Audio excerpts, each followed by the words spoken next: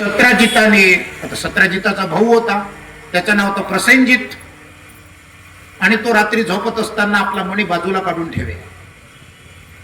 सहजच प्रसेनजित आला आणि आपल्याच भावाचा मणी चोरला आणि तो गेला त्या ठिकाणी तिथं जंगलामध्ये. जंगलामध्ये गेल्याबरोबर त्याला राजकुमार भेटला. जंगलामध्ये गेल्याबरोबर त्याला एक सिंह भेटला. त्या सिंहाशी झाली त्याची झटापट. तो सिंहही मेला आणि तो प्रसेनजितही मेला आणि तो मणी पडला होता तिथं जंगलामध्ये, चमचम चमचम करून राहिला. तिकडून आला, त्या ठिकाणी बाजूला एक विवर होतं. विवर म्हणजे गुहा, आणि त्या गुहेमध्ये एक राजा राहत होता. त्याचं नाव होतं जांबवान. जांबवान राजा, ते रामायण पाहिलं ना तुम्ही? त्या रामायणामध्ये एक अस्वली सारखं त्या ठिकाणी असं पार्ट आहे, भूमिका, त्याला म्हणते जांबवान. तो आला, रात्री जेवण झालं, नाईट वॉक करण्याकरता आला. करता करता त्याला त्या ठिकाणी तो मणी दिसला. त्यांनी उचलला, झाकली मोठ 1.25 लाखाची. सहजच त्याने आपल्या खिशामध्ये तो मणी घातला आणि चालला गेला. दुसऱ्या दिवशी सत्राजिताने तो चोरीचा डायरेक्ट गोपालकृष्णावर ठोकला. तो म्हणे, चोरी याला लहानपणापासून करण्याची सवय. लहानपणी म्हणे दूध चोरत होता, दही चोरत होता, लोणी चोरत होता. आता म्हणे मोठ्या मोठ्या चोऱ्या करायला लागला. माझा मणी जर कोणी चोरला असेल तर त्या द्वारकेच्या गोपालकृष्णाने चोरला. कारण त्याच्याच आदल्या दिवशी नारद महाराज येऊन गेले होते, यांनी त्यांना नाही म्हटलं, नाही नाही मी देऊ शकत नाही म्हणे. गोपालकृष्णाने माझा मणी चोरला. गोपालकृष्णाने ध्यान लावलं आणि तो मणी पाहिला आणि गेला त्या विवराच्या तिथं, मारली उडी. विवरामध्ये गेल्याबरोबर तो मणी तिथं चमकूनच राहिला होता. तो मणी घेतला, जसा हात लावायला गेला तसा तो जांबुवान राजा आला, ते अस्वल आलं तिथं. कोण आहे रे तो? गोपालकृष्णाने फक्त त्याच्या चेहऱ्याकडे पाहिलं. घेता आपलं काय अस्वल, मागच्या जन्मातलं. आपल्याला विचारते म्हणे कोण आहे. गोपालकृष्ण काल ओळख देते त्याला. तू म्हणे हा मणी घ्यायसाठी मी आलेलो आहे म्हणे. तू म्हणाला हात नाही लावू शकत, तो मणी माझा आहे म्हणे. तुझं नाव लिहिलेलं आहे का म्हणे याच्यावर? गोपालकृष्ण त्याला विचारते जांबुवानाला, तुझं नाव लिहिलेलं आहे का मण्यावर? म्हणे नाव नाही लिहिलेलं आहे, पण हा म्हणे मला सापडलेला आहे. सापडला आहे ना, म्हणजेच तुझा नाही आहे तो. हा म्हणे सत्राजित नावाचा राजा त्याचा आहे आणि त्याच्या भावाने चोरला. झटापटीमध्ये तो सिंह मरून पडला, तो राजा मरून पडला आणि तू फुकटचा फाकटचा आपल्या इथं घेऊन आला म्हणे. तो तुझाही नाही आहे माझाही नाही आहे. त्याने माझ्यावर चोरीचा आळ लावलेला आहे. तो चोरीचा आळ पुसण्याकरता मला हा मणी घेण्यात जाणे आहे तिथं म्हणे. पहिले हा मणी आता माझा आहे म्हणे. तुला जर पाहिजे असेल तर माझ्याशी द्वंद्व युद्ध करावं लागेल. ये ना म्हणे. मग आतापर्यंत अनेकांचे पार्ल्याचे बिस्कुट नरम केले, तूच कोण कुठता आता? जा जा बत काढला, जा जा बत काढला. ज्या ज्या कडावर पडत त्या त्या कडावर बत काढून काढला गोपालकृष्णाने.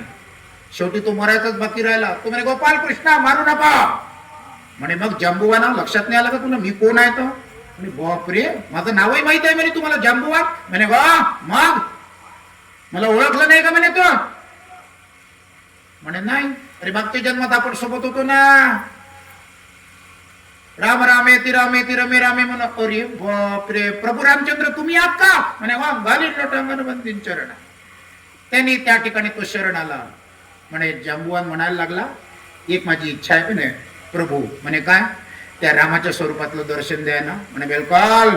पूजंतम राम रामेति मधुरम मधुराक्षरम आरुह्य कविता शाखा वंदे वाल्मिकी कोकिलागा आपदापहर्तारम दातारम सर्व संपदाम लोकाभिरामम श्रीरामम भूयो भूयो नमाम्यहम भूयो भूयो नमाम्यहम. रामाला नमस्कार केला आणि परत गोपालकृष्ण आपल्या मूळ स्वरूपात येऊन तो हा मणी घेच घे म्हणे. तो पण एक काम आहे म्हणे.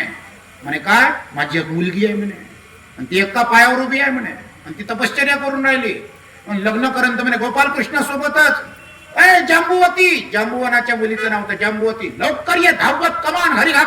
म्हणे का बरं? नवरा आला ना म्हणे तुझा, ज्याच्यासाठी तू तपश्चर्या करते. लगेच त्या ठिकाणी तो आला. ती आली धावत, जांबुवती आली आणि जांबुवानाने अंतरपाठ एकट्यानेच पकडला दोघांच्या मधातून. लगेच त्या ठिकाणी त्यांचं लग्न लागलं. किती झाले आता? पहिलेच्या 6, त्याच्यानंतर 16,100, 16,106 आणि जांबुवती भेटली आता 16,107 झालं. मणी घेतला, जांबुवतीलाही घेतलं आणि गेला. आता आला तो सत्राजिताकडे. सत्राजिताकडे ज्याचा मणी होता. हे गेले म्हणे सत्राजिता तुझा म्हणे. याच्या नंतर का माझ्यावर त्या ठिकाणी चोरीचा आळ लावला तर खबरदार. नाही रे गोपालकृष्ण, मला माफ कर. नाही रे गोपालकृष्णा, माझ्याकडून चूक झाली, माझ्या भावानेच तो मणी चोरला होता, पण होऊन जाते म्हणे चूक आता भक्ताकडून, पदरात घेणं चूक. ठीक आहे ठीक आहे, हरकत नाही. ठीक आहे म्हणे, तुझा म्हणे मी चाललो. हा मणी आता तू जवळ राहू दे म्हणे, आता मला नाही पाहिजे. नारद महाराज मागायला आले होते त्यावेळेला मी नागी म्हंटल, पण आता हा म्हणे मला नाही, तुला शोभून दिसतो म्हणे, तुझ्याच गळ्यामध्ये छान शोभून दिसतो म्हणे, घालतो म्हणे. त्याच्या गळ्यामध्ये सत्राजिताने मणी घातला. मणी तो देतोच, म्हणे काम आहे म्हणे. कोणचं? माझी मुलगी आहे म्हणे लग्नाची. अरे बापा, कोण आहे म्हणे आता? सत्राजिताची मुलगी होती सत्यभामा. ओ सत्यभामे, कमान गरिंगा दावती आहे म्हणे. काय नवरा तयार आहे लग्नाकडे. हाच तो गोपाल कृष्ण ज्याच्यासाठी तू मागच्या जन्मामध्ये साकडं घातलं होतं रामाला. सत्यभामा म्हणजे कोण होती? आधिल्ल्या जन्मातली ऐमई रावणाची बायको होती. ज्या ऐमई रावणाने राम आणि लक्ष्मणाला पाताळात नेलं होतं. मग हनुमंत तिथं गेला सोडवायला आपल्या साहेबांना, राम साहेब आणि लक्ष्मण साहेबांना सोडवायला. तिथं चक्राशी गेला त्यांचा हनुमंत. गेल्याबरोबर त्या ठिकाणी त्यांनी पाहिलं की त्या ऐमई रावणाला मारणं फार कठीण होतं, कारण त्याचा जो प्राण होता तो 5 ज्योतींमध्ये होता. 5 ज्योती, ज्या वेळेला आपण दिवा लावतो तो अशा 5 ज्योती लावतो की नाही, तर 5 दिव्यांमध्ये 5 ज्योतींमध्ये त्याचा प्राण होता. आणि त्याचा प्राण तेव्हाच जाणार होता एका फुंकर मध्ये 5 ज्योती विझल्या पाहिजेत. एक असं मारल्याबरोबर 5 ज्योती एका ह्याच्यात विझल्या पाहिजेत, असं नाही. असं चालले त्या ठिकाणी विझवत, एका फुंकर मध्ये 5 ज्योती विझल्या पाहिजेत, तेव्हा कुठं त्याचा प्राण जाणार होता. तो म्हणे मुख पाहिलं माझं 1 आणि ज्योती पाहिल्या 5. आता ते विजतील कशा? त्यांनी सद्गुरु महाराजांचं ध्यान केलं. कोणी? हनुमंताने ध्यान केलं आणि लगेच नारायण नारायण नारद महाराज आले. काय म्हणतो हनुमंता तू म्हणे काय म्हणता? ए हनुमंता तू म्हणे काय म्हणता? म्हणे अरे नारद महाराजा, माझे राम आणि लक्ष्मण दोन्ही माझे आराध्य दैवत आहेत, आणि या ऐमई रावणाने ते कैद करून ठेवलेले आहे. सोडवायचं आहे मला त्यांना. आणि तो ऐमई रावण तेव्हाच मरते, म्हणजे या 5 ज्योती एका फुंकर मध्ये गेल्या पाहिजेत. मग तुझ्याच मध्ये ताकद आहे, तुझे चांगे तुझं पाशी परी तू जागा चुकलाशी. म्हणे एकच तर मुख आहे. अरे म्हणे मग 5 मुख तुला निर्माण करण्याची ताकद मी देतो ना, तुझ्यामध्ये ताकद आहे ना ती. हनुमंताला वेळोवेळी माहित करून द्यावं लागे, तुझ्यामध्ये ही ताकद आहे, तुझ्यामध्ये ती ताकद आहे. तुझी ताकद सर्वच होत्या, इतक्या ताकद होत्या की त्यालाच माहित नाही की आपल्याजवळ किती ताकद आहे. नारद महाराज म्हणून सद्गुरू पाहिजे असतात वेळोवेळी तुमच्या आमच्या पाठीची, म्हणून सद्गुरू करत चला. नारद महाराजांनी सांगितलं कर म्हणे त्या ठिकाणी 5 तोंड निर्माण कर. त्यांनी 5 तोंड निर्माण केले. 5 तोंडातून 5 फुंकर सोडल्या आणि 5 ज्योती विझल्या. जशा विझल्या तसा ऐमई रावणाचा त्या ठिकाणी वध करायला सोपं झालं. हनुमंताने 5 तोंड त्या ठिकाणी निर्माण केले, म्हणून तेव्हापासून हनुमंताचे अनेक मंदिर पंचमुखी हनुमान म्हणून आपल्या देशामध्ये, आपल्या विदर्भामध्ये, आपल्या महाराष्ट्रामध्ये पंचमुखी हनुमान म्हणून प्रसिद्ध आहे तेव्हापासून. हे लक्षात, सगळा इतिहास आहे भागवतातला. पंचमुख त्या ठिकाणी निर्माण केले, 5 मुखातून फुंकर सोडल्या, 5 ज्योती विझल्या. ऐमई रावणाशी युद्ध केलं हनुमंताने आणि त्याला मारूनच टाकला, एका रायपटीमध्ये बिलकुल थंडागार करून टाकला. रामाला त्या ठिकाणी उजव्या खांद्यावर बसवलं, लक्ष्मणाला उजव्या खांद्यावर. जय श्रीराम. इराकचं पेट्रोल नाही बोलावलं, दुसऱ्याला शरण नाही गेला तो. इराकचं त्या ठिकाणी डिझेल नाही बोलावलं, त्याच्याजवळ एकच पेट्रोल होतं उडण्याकरता आणि एकच डिझेल होतं. कोणचं? तुझ्या नामाची महिमा आणि तू न जाणशी पुरुषोत्तम. श्रीराम जय राम जय जय राम जय श्रीराम म्हणून त्या ठिकाणी त्यांनी पेट्रोल आणि डिझेल भरलं. दोघही जण उडाले. आणि सगळ्यात पहिला जर विसावा कुठं घेतला असेल त्या राम आणि लक्ष्मणाला खांद्यावर घेऊन, तर तो नैमिषारण्यामध्ये घेतलेला आगे, जिथे माझी आत्ताच काही महिन्यांपूर्वी प्रवचन झाले. नैमिषारण्य कुठे? लखनौ वरून 90 किलोमीटर. लखनौला जा आणि तिथून 90 किलोमीटर ज्या अरण्यामध्ये नैमिष ऋषींनी 60,000 वर्षपर्यंत तपश्चर्या केली त्या अरण्याला नैमिषारण्य असं म्हणतात. आणि पहिला विसावा हनुमंताने तिथं घेतला आणि तिथून मग अयोध्येमध्ये. तर तीही आता ऐमै रावण मेला, आता त्याची बायको होती, तिचं नाव होतं चंद्रसेना. आणि ती चंद्रसेना हनुमंताला विचारते, हनुमंता तू म्हणे आता काय म्हणता? तू म्हणे का रे, माझा नवरा तर म्हणे राक्षसी होताच, ते तर मला माहितीच आहे. म्हणे मग आता म्हणे दुसरा करावा लागेल ना म्हणे, डबल हुंड्याचा. म्हणे का बरं? तो साहेब म्हणा सुंदर आहे म्हणे दिसायला. कोण? म्हणे प्रभू रामचंद्र. त्याच्याकडे लक्ष नाही द्यायचं म्हणे आता. म्हणे का बरं? या जन्मात म्हणे तुझं स्वप्न पूर्ण होऊ शकत नाही, कारण आमचा प्रभू रामचंद्र कसा आहे, एक पत्नी एक वचनी. या जन्मात म्हणे दुसऱ्या पत्नीकडे तो माता समानच पाहतो म्हणे. आता जमत नाही, जरा लग्गा लावणं म्हणे, थोडंसं डोनेशन बिनेशन भरून काही जमत असेल तर पाहणं म्हणे. नाही, ते डोनेशनचं कामच नाहीये, विदाऊट डोनेशन. आणि मग ऍडमिशन म्हणजे तिथे एकच डोनेशन चालते, श्रद्धावान लभते ज्ञानम. श्रद्धेचा, प्रेमाचं, आत्मीयतेचं, जिव्हाळ्याचं डोनेशन पाहिजे, तेव्हा कुठं राम पावते म्हणे. तसा तो पावत नाही. ठीक आहे म्हणे भाऊ, तू आता तपश्चर्या कर चंद्रसेना, आणि पुढच्या जन्मामध्ये आमचा प्रभू रामचंद्र गोपाल कृष्णाच्या रूपात ज्या वेळेला येईल त्यावेळेला तो बहुपत्नी आणि बहुवचनी राहणार आहे, तेव्हा तू लग्न करू शकते म्हणे. तीच ही सत्यभामा, आधिल्या जन्मातली ऐमै रावणाची पत्नी चंद्रसेना, ती या जन्मामध्ये सत्राजिताची मुलगी सत्यभामा म्हणून प्रसिद्ध झाली. मग आता किती? त्या 6, या 16,100. नंतर ती जंबुवती 16,107. आता सत्यभामेचं त्या ठिकाणी लग्न करून दिलं सत्राजित राजाने गोपाल कृष्णाजी. किती झाले आता? 16,108 राण्यांचा अधिपती आमचा कृष्णाय वासुदेवाय हरे परमात्मने, असा त्या ठिकाणी तो गोपाल कृष्ण. वर्णन आहे त्या ठिकाणी. श्रीकृष्णावरी आळ चोरीची जधे सत्राजिते लावली, शोधांती मग जांबवान विवरी आला घरी तो बळी, केला सत्य यदुवरे रघुजीचा त्रेतायुगीचा वर, कृष्णाला मग जांबवान म्हणी दे कन्या सवे सुंदर. अशा परिस्थितीमध्ये गोपाल कृष्ण 16,108 राण्यांचा. एक दिवस गोपाल कृष्णाला पत्र आलं, तू खरा गोपाल कृष्ण नाही, खरा गोपाल कृष्ण मी आहे. गोपाल कृष्ण म्हणे कोण आहे आता हे नवीन भडम्या भूत? पत्र वाचलं त्याने. कोण होता तो? त्याचं नाव होतं पौंड्रथ, काशी राजा पौंड्रथ.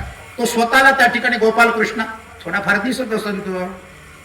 बरं, गोपाल कृष्ण त्याच्यामध्ये खूप फरक होता. बरं, त्याला अहंकार होता. गोपाल कृष्ण निस्पृह होता. तो म्हणे तू गोपाल कृष्ण नाही, मी गोपाल कृष्ण आहे. बरं म्हणे, मग हरकत नाही, मैदानामध्ये ये आणि मी माझ्या त्या ठिकाणी सुदर्शन चक्राची कमाल दाखवतो आणि तू तुझ्या त्या पृष्ठाच्या चक्राची कमाल दाखव म्हणे. आता गोपाल कृष्णाचं जे मुकुट होतं ते वामनगरी पेठे ज्वेलर्स कडून तयार केलं होतं, पुन्हा गाडगिळ करून तयार केलं होतं, चंदू काका सराफ कडून तयार केलं होतं. सगळ्यांचे त्याच्यामध्ये हिरे, माणकं, मोती, सोनं, चांदी सारच होतं त्याच्या मणक्या, त्याच्या मुकुटामध्ये सोन्याचं मुकुट होतं. द्वारका कशाची होती? सोन्याची. मग पृष्ठाचं सेंचुरी पेपरचं त्या ठिकाणी मुकुट घालून काय तो आजच्या सारखा? मग साधी तर गोष्ट आहे. म्हणून त्या ठिकाणी काशीराजा पौंड्रथ, पण त्याला मात्र त्या ठिकाणी डुप्लिकेट मुकुट होतं. ते सेंचुरी पेपर येते की नाही सोनेरी कलरचा, तो त्यांनी पृष्ठाला लावला होता आणि तो आपल्या डोक्याला लावला. याचे जे बाजूबंद होते गोपाल कृष्णाचे ते खरे सोन्याचे होते, 24 कॅरेटचे.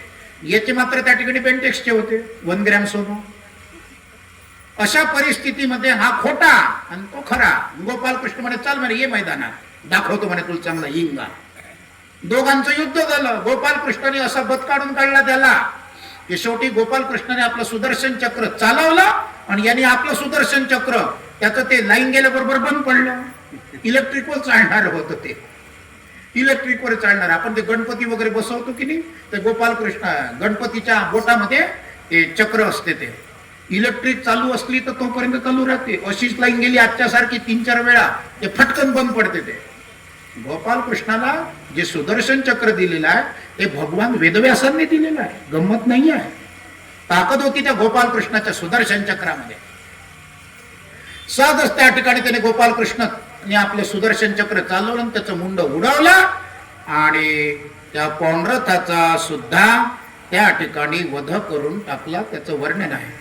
काशी राजा म्हणत सुटला कृष्ण मी विष्णू रूप, त्याला दावी घरी लढुनिया आपुले सत्य रूप. सांबासाठी हस्तिनपुरा नांगरे घालविले, ज्येष्ठाने तो द्विविध वदता नाव विख्यात केले. अशा परिस्थितीमध्ये ज्या वेळेला एक दिवस नारद महाराज गोपाल कृष्णाचा अशा लीला होत असताना, गोपाल कृष्ण एक लहानपणीचा मित्र होता, त्याचं नाव होतं सुदामा. त्या सुदाम्याकडे गेले आणि नारद महाराज त्याला सांगतात. आता सुदामा कुठे राहत होता? गुजरातमध्ये पोरबंदर, जिथे महात्मा गांधीचा जन्म झाला 1869 2 ऑक्टोबर. तिथं हा सुदामा राहत होता पोरबंदरला. त्याला सुदामपुरी त्या काळामध्ये म्हणत असत, सुदाम्याची म्हणून सुदामपुरी.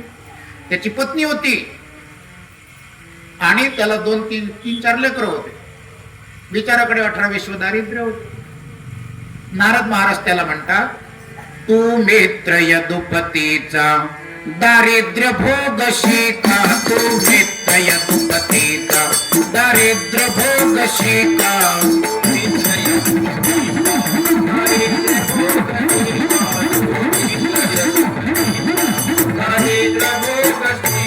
श्री कृष्ण लक्ष्मीकांत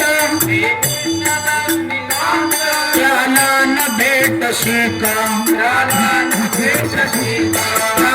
न भेटशी का, तू मित्र यदुपतीचा दारिद्र्य भोगशी का.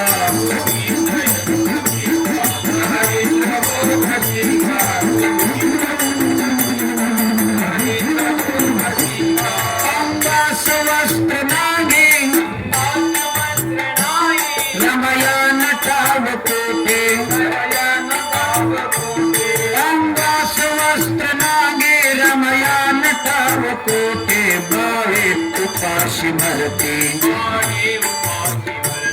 बाळे उपाशी मरते, प्रभुलान प्रातिशिका. तो मित्र यदुपतीचा दारिद्र्य भोगशी का.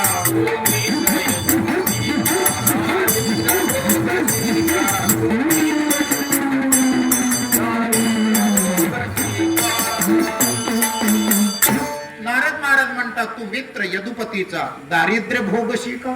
असं दारिद्र्यामध्ये कशाला खितपत पडलेला आहे? एवढा मोठा गोपाल कृष्ण जो कृपेची श्रीमंती तुला प्रदान करणारा आहे, त्याला का बरं भेटत नाही? श्री कृष्ण लक्ष्मीकांत त्याला न भेटशी का. काय भजन केले आहेत अच्युत बाबांनी. प्रत्येक प्रसंगावर भजन आहे हो अच्युत बाबांचं, हे लक्षात घ्या. अशा परिस्थितीमध्ये तो म्हणतो मी जाऊ नाही शकत त्याच्याकडे. महाराज मी त्याला तोंड दाखवण्याची लायकीचा नाहीये. का बरं? मी त्याचा अपराध केलेला आहे.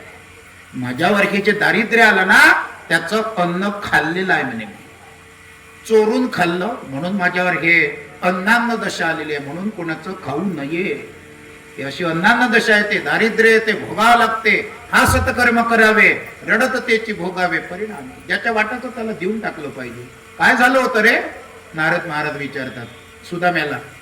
अहो लहानपणी आम्ही एकाच शाळेमध्ये होतो, गुरुकुलामध्ये, सांदीपनींच्या. कृष्णही होता, बलरामही होता, त्याच्यातच मी पण होतो त्यांच्यासोबत शिकायला. आता एक दिवस काय झालं की दडदड दडदड पाऊस पडायला लागला आणि पाऊस पडायला लागल्यानंतर सकाळी यांना मुळ्या पाठवायला गुरुमातेने सांगितलं की जा जंगलामध्ये जा आणि लाकडाच्या मुळ्या घेऊन ये. कृष्ण आणि बलराम गेले. दुपारी 12 वाजले, 3 वाजले, 4 वाजले, 6 वाजले, 7 वाजले, तरी मात्र त्या ठिकाणी आले नाहीत दोघ जण आपले लेकरं. आणि म्हणून सुदाम्याच्या हातामध्ये 2 डब्बे दिले जेवणाचे. सकाळीपासून माझे लेकरं उपाशी असतील, जा रे सुदाम्या जंगलामध्ये पहा आणि जिथे कुठे असतील त्यांना जेव घालून दे. ठीक आहे का आई, जातो मी. अरुंधती मातेने डब्बे दिले सुदाम्या जवळ. हा जंगल पूर्ण पालथा घातला, पण त्याला कुठंही त्या ठिकाणी ते कृष्ण आणि सुदामा भेटले नाहीत. उलट फिरून फिरून यालाच भूक लागली, फिरून फिरून यालाच भूक लागली. यांनी दोन्ही डब्बे लंपास करून टाकले. तिकडून तेवढ्यात गोपालकृष्ण आणि बलराम आले. अरे सुदाम्या, काय केलं तू? अरे कुठे गेले होते रे म्हणे तुम्ही? मी दुपारपासून संध्याकाळपासून तुम्हाला बघतो, इकडे तिकडे भिरभिर भिरभिर. हे गुरुमातेने डब्बे पाठवले होते तुमच्या नावाचे, मग तू काय केलंस? आमच्या नावाचे डब्बे मी खाल्ले. लक्षात ठेव, गोपालकृष्ण म्हणतो, लक्षात ठेव, सामान्य माणसाचं पचत नाही, तिथे देवाचं काय पचणार आहे? खाल्ला ना तो डब्बा, आमच्या नावाचा होता ना तो. म्हणे गो, मग तू का खाल्ला? अरे म्हणे गोपालकृष्ण, मलाच भूक लागते. काही असो, तू का खाल्ला आमचा डब्बा? देवाचं खाल्लं ना, देवाच्या नावाचं खाल्लं ना, भरावं लागेल तुला, हे लक्षात ठेव. आणि म्हणून माझ्यावर हे दारिद्र्य आलेलं आहे, म्हणून माझी अन्नान्न दशा झालेली आहे, म्हणून माझे डोळे बोट बोट खोल गेलेले आहे, म्हणून माझं पोट पाठीला चिपकलेलं आहे, म्हणून माझी बायको सुमती ती अंगावर 17 गाठीचं लुगडं नेसलेली आहे, आणि म्हणून माझे पोरं जे आहेत ते नाकावरची माशी हाकलत नाही, तेही तसेच आहे. खायला अन्नाचा कण नाही, प्यायला पाण्याचा थेंब नाही. काय करावं काही समजत नाही.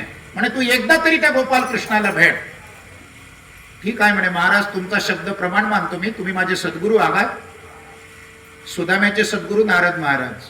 सद्गुरूचा शब्द प्रमाण मानून त्या ठिकाणी गोपालकृष्णाकडे जायचं. आता देवाच्या मंदिरात जायचं तर आपण खाली जात असतो काय? कधी माणसं जातील, पण बाया आमच्या माता भगिनी नाही जात. 1 रुपया तरी घेऊनच जातात, आपल्या साडीच्या याच्यामध्ये बांधून, पदरामध्ये बांधून, आणि 1 रुपया तरी तिथं टाकतील. नाही काही जमलं तर एवढ्याशा वाटीभर अशी साखर तरी घेऊन जातात. थोडीशी साखर घेऊन जावी, 1 रुपया घेऊन जावा. हिंदू संस्कृती सांगते की देवाच्या मंदिरात जास्त असताना खाली हात जाऊ नये, काहीतरी टाकावं तिथं. 1 रुपया, 2 रुपये, 5 रुपये संतांना काहीतरी द्यावं, कधी कमी पडणार नाही, हे लक्षात घ्या.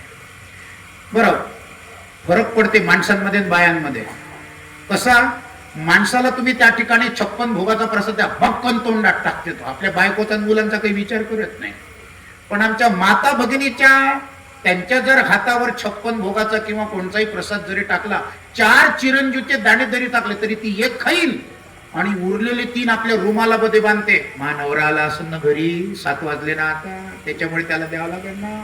माझे मुलं आले असतील 12वीचा पेपर देऊन, महाराजचा प्रसाद त्या ठिकाणी त्यांना देतो, म्हणजे त्याची पेपर तरी. केवढं प्रेम, केवढं जिव्हाळा. त्यालाच म्हणतात मातृत्व, दातृत्व, कर्तृत्व आणि सगळ्या परिवाराचं नेतृत्व करणारी ही आमची आईच असू शकते, बाकी कोणी नाही, हे लक्षात. म्हणून मातृ परदैवता का, आई सारखं दैवत या जगात नाही आहे गड्यामुळे, लक्षात. अशा परिस्थितीमध्ये ज्या वेळेला आता गोपालकृष्णासारख्या अनंत कोटी ब्रह्मांड नायकाकडे जायचं आहे, मग करायचं काय? सुमतीला तो म्हणतो, अगं गोपालकृष्णाकडे जायचं आहे, खाली हात कसं जायचं? थांबा मी पाहते काहीतरी. आपल्या घरात तर काही नाही, भिक्षा मागते. बाजूला गेली घराला, अहो दरवाजा उघडा होता त्या बाईचा, बाजूच्या शेजारच्या. अहो माझे यजमान गोपालकृष्णाकडे जातात आहेत, तुमच्याकडे काही आहे का? चालवा. नेहमी त्या ठिकाणी भिकारचा, नेहमी त्या ठिकाणी भिका मागत राहते, फटकन दरवाजा लावून घेतात. एक गोष्ट लक्षात घ्या, जोपर्यंत त्या ठिकाणी तुमच्या आमच्या जवळ भरपूर काही आहे, तोपर्यंत आवस भाऊ, मावस भाऊ, कावस भाऊ, चुलत भाऊ, मामे भाऊ, सारे जण त्या ठिकाणी गुळाला जसे माकोडी चिकटतेत तसे चिकटतेत, तुमच्या आमच्या पैशाला चिकटतेत, आपल्याला नाही चिकटत ते. आणि आपल्या जवळ काही नसू द्या, सख्खा भाऊ पक्का वैरी झाल्या वाचून राहत नाही. ही आजची परिस्थिती आहे. सख्खा भाऊ विचारते, हट तो गरीब आहे, मी श्रीमंत आहे. एकाच आईचे 2 लेकर आहेत, पण हाताचे जर मनगटाचे 5 बोट सारखे नाहीत, तर एका आईचे 5 लेकर कसे सारखे असतील? म्हणून दारिद्र्य आहे. मग त्या ठिकाणी ती गेली मागायला, दुसऱ्या दारावर गेली. अगो माझे यजमान सुदामजी गोपालकृष्णाच्या दर्शनाला जातात, काही आहे का तुमच्या घरी? द्या ना थोडस. हट, काय लेख म्हणा येतो. त्याने खाडकन दरवाजा लावून घेतला. दारिद्र्य असलं की त्या ठिकाणी कोणी आपल्याला विचारत नाही. गरिबी असली की आपले नातेवाईक सुद्धा आपल्याला विचारत नाही, तर शेजार पाजार काय विचारणार? तिसऱ्या दारावर गेली, अनायसे चिवडा पार्टी चालू होती, आणि ते पोहे जे आपण गाळतो की नाही त्या चाळणीतून, त्या पोह्याची चुरी होती, चुरी, आणि ती फेकायला चालली होती उकंड्यावर. तेवढ्यात ही जाऊन पोचली तिथं सुमती. ती म्हणते, अहो माझे यजमान सुदामजी गोपालकृष्णाकडे जातात आहे, तर तुमच्याकडे काही आहे का? मरी गाय पण मन को दाम, मरी गाय पण मन को दाम. नाहीतरी हे पोह्याची चुरी आहे, मी फेकणारच होती, आता फेकण्यापेक्षा तुला देऊन टाकते. ती म्हणे हे इथं नाही आहे माझ्याजवळ हे इथं नाही आहे. म्हणून तिने आपल्या त्या ठिकाणी 17 गाठीने एक केलं लुगडं, त्याच्यातला एक त्या ठिकाणी पल्लो फाडला आणि त्याच्यामध्ये ते गुंडाळलं. ते 3 मुठी त्या ठिकाणी पोह्याची चुरी गुंडाळली आणि आलं. भेटलं म्हणे सुदामजी आपल्याला. म्हणे काय? ही पोह्याची चुरी. हे अशा कपड्यात. म्हणे आता दुसरा कपडाच नाही, आता मी काय करू? म्हणे आता दुसरा कपडाच नाहीये, मग आता काय करायचं? आहे त्या परिस्थितीमध्ये जा, घेऊन जा म्हणे. त्याने आपली ती पुरचुंडी घेतली आणि निघाला गोपाल कृष्णाच्या दर्शनाला. जय कृष्ण श्रीकृष्ण, जय कृष्ण श्रीकृष्ण करत करत करत करत सहजच द्वारकेच्या महाद्वारावर आला. तिचे 2 द्वारपाळ होते आणि त्यांना तो म्हणतो की जा लवकर आणि गोपाल कृष्णाला सांगा, नाही तर मी मरतो म्हणे आता. अरे मरू नको म्हणे बाबा, आमच्या नोकरीवर गदा येईल म्हणे. म्हणे तू कोण आहेस? डोळे बोटफोट खोल गेलेले आहेत, डोळ्याच्या भोवताल काळ झालेलं आहे सगळं, किती दिवसापासून जेवला नाही म्हणे, पोट पाठील चिपकलेला आहे. म्हणे माझं नाव सुदामा आहे. आणि म्हणे मग तू कोण? मी गोपाल कृष्णाचा मित्र आहे रे. म्हणे असं? म्हणे हो. ते गोपाल कृष्णाला जाऊन सांगा. ते हसायला लागले पहिले. तू गोपाल कृष्णाचा मित्र? नाही रे, दारिद्र्याची अशी थट्टा करू नका माझ्या, लवकर जाऊन सांगा नाही तर मी मरून जाईल. नाही रे मरू नको. पटकन 2 जण गेलेत आणि गोपाल कृष्णाला सांगतात, हे गोपाल कृष्ण. म्हणे काय? अरे तुझा एक लहानपणचा मित्र आलेला आहे. म्हणे कोण? लवकर सांगा. म्हणे सुदामा. सुदामा नाव ऐकल्या बरोबर कुणाच्या अंगात दारू येते, कुणाच्या अंगात बोकडे येते, कुणाच्या अंगात कोंबडे येते, कुणाच्या अंगात बिडीचे हुतकाड, सिगारेटचे हुतकाड, याच्या अंगात याचा मित्रच आला. मित्रा कर मैत्री त्याची, जो सत्यावेन शब्द न बोले, सतत ही कोणाशी. मित्रा कर मैत्री त्याची, साचे मित्र से दिल की बातें कभी छिपाना ना चाहिए. थोडं सुंदर भजन आहे ब्रह्मानंदाचं. साचे मित्र से दिल की बातें कभी छिपाना ना चाहिए और परनारी से कभी भूल कर प्रीत लगाना ना चाहिए. पाकर मानुज तन दुनिया में मुफ्त गमाना ना चाहिए. हरि का नाम सुमर नर प्यारे कभी भुलाना ना चाहिए. या तत्वाने चालणार गोपाल कृष्ण भगवान. गोपाल कृष्ण पळायला लागला. सुदामा सुदामा सुदामा करून त्या ठिकाणी तो पळायला लागला. मोठं सुंदर वर्णन एका महापुरुषाने केलेलं आहे. ते म्हणतात, अरे द्वारपालो कन्हैया से कह दो, अरे द्वारपालो कन्हैया से कह दो कि दर पे सुदामा गरीब आ गया है, कि दर पे सुदामा गरीब आ गया है. अरे द्वारपालो कन्हैया से कह दो, अरे द्वारपालो कन्हैया से कह दो कि दर पे सुदामा गरीब आ गया है, कि दर पे सुदामा गरीब आ गया है. भटकते भटकते न जाने कहां से, भटकते भटकते न जाने कहां से, तुम्हारे महल के करीब आ गया है, तुम्हारे महल के करीब आ गया है. अरे द्वारपालो कन्हैया से कह दो, अरे द्वारपालो कन्हैया से कह दो कि दर पे सुदामा गरीब आ गया है, कि दर पे सुदामा गरीब आ गया है. न सर पे है पगड़ी, न तन पे है जामा, न सर पे है पगड़ी, न तन पे है जामा. बता दो कन्हैया से नाम है सुदामा, सुदामा. बता दो कन्हैया से नाम है सुदामा. न सर पे है पगड़ी, न तन पे है जामा. बता दो कन्हैया से नाम है सुदामा, सुदामा. बता दो कन्हैया से नाम है सुदामा. एक बार मोहन से जा करके कह दो, एक बार मोहन से जा करके कह दो कि मिलने सखावत नसीब आ गया है, कि मिलने सखावत नसीब आ गया है, कि मिलने सखावत नसीब आ गया है. अरे द्वारपालो कन्हैया से कह दो, अरे द्वारपालो